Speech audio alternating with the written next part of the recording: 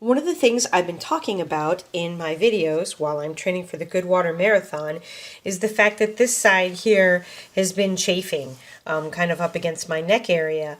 Now, I talked a little bit about the sizing, and that's one of the reasons that I was having the chafing. I'll put the link to the sizing video below. But there's also another reason for the chafing. On the inside, where they've done this stitching, and it's actually a knot that it looks like they've then cauterized, and it makes a really hard, like, rough, stabby thing. Like if you've burnt the end of a thread, it's like rough melted plastic that ends up rubbing and rubbing and rubbing.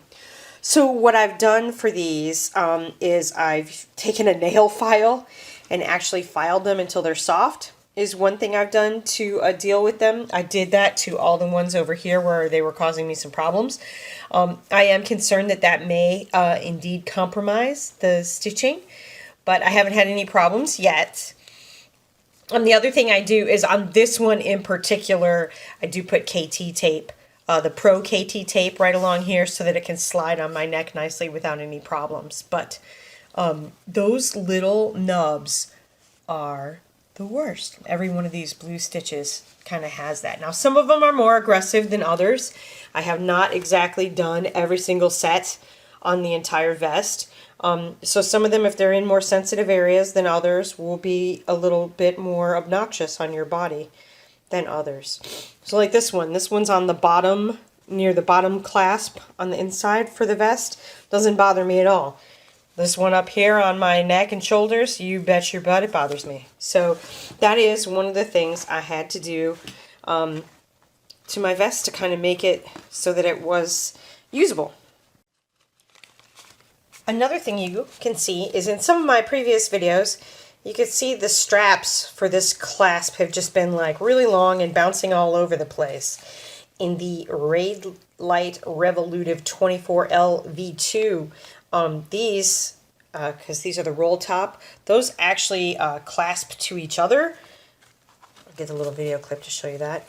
And then you don't have, I don't know what these tails would be for, if they even have it on the Revolutiv 24L V2. But in order to stop these from being a serious gypsy camp, I just got some rubber bands and put them on here. I got this set of rubber bands from Scoonchy, and I was really buying them because of the size and the black ones that were in there. I didn't even realize there were the like RaidLight blue ones were in there. So now I have a high fashion accessory, but I have these blue ones, and now these are all nice and tight and up close against me. Again, since I'm not doing a stage race, I'm not going to probably be putting a whole heck of a lot of stuff here in the back pouch. So it's not critical for me to be able to have the adjustment there for this race. So I was looking in my closet of like Camelback and water bladders and water bladder nozzles and things, and I found this awesome hose magnet. I believe it's from Osprey. I really like it because I can just clip it on right here, and then it goes right there. I found that routing the hose through the pole holders right here, I was doing that a little bit after I got the Carbon Z poles. It was just clumsy to get the hose in and out. And then if you had the optional front pouch on and the poles, it was really, really clumsy. So I found this in my little bag of tricks in the closet there. So basically on this top adjuster, I have the magnet. And looks like I need to adjust that so it doesn't fall off. And then the whistle that came on the vest, it's like integrated in there. I think I can take it off, but I just leave it. And then the clasp. So, and then this goes right here on the hose. Super easy. If I keep it up here on the top where the valve goes in, it fits perfectly and it doesn't slide around. So it's just boop, it's right there. Fabulous. Love it.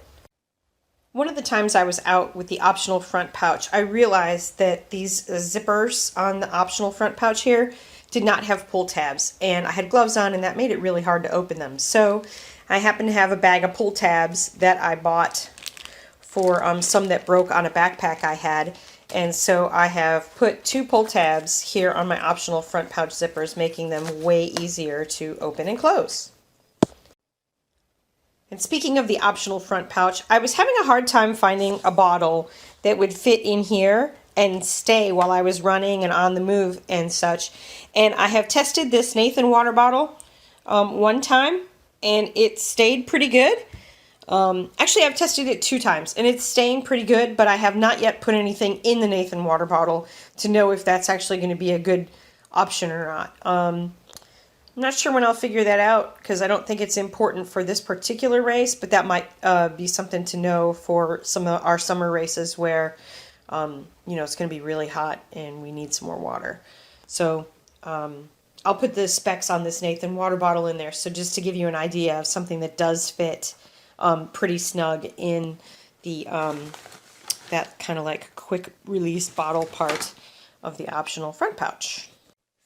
Speaking of the optional front pouch, on the weekend when we were orienteering, let me get this out of the way. On the weekend when we were orienteering, I was wearing the optional front pouch, and I was wearing a regular, like a long sleeve t-shirt, not like any active wear, and I noticed that something was biting me here on this side of the pouch, and it ended up being this mesh fabric is actually here and around this edge is supposed to be protected by this black fabric, but you can see it's not quite all the way. There's like a little extra of the mesh here, and it was stabbing me so much. What's funny is it's on the inside, on the right side, but it's on the outside, on the left side. So when I turn it around the left side, look, here it is, it's on the outside. So that's just like kind of a craftsmanship boo-boo.